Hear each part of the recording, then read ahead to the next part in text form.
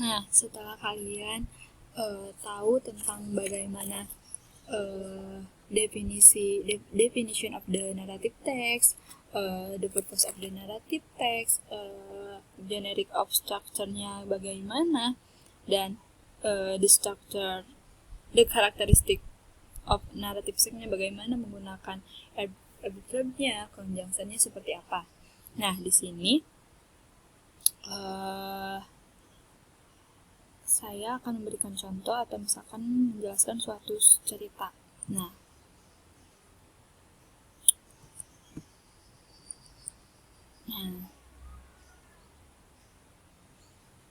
Cinderella. Surely you already know about this story about the Cinderella, right?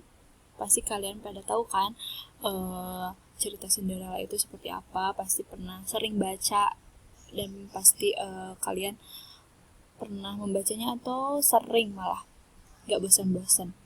Nah, for example, Cinderella, story about the Cinderella is, nah, ada orientationnya, ada complicationnya, resolutionnya.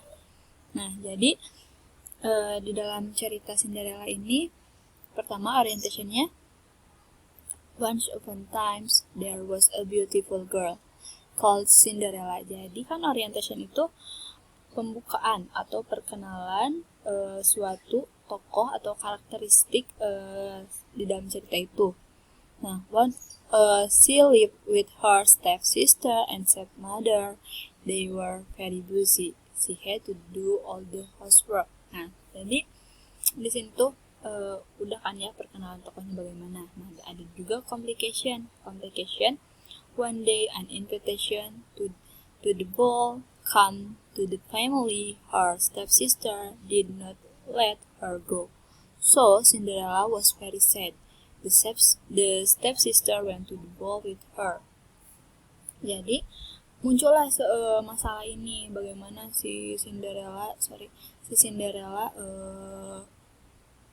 mau datang ke suatu acara, ada undangan tapi dibolehin sama kakaknya itu. Nah, jadi masalahnya seperti ini, ada resolutionnya. Fortunately, the good family come and help her to get to the ball.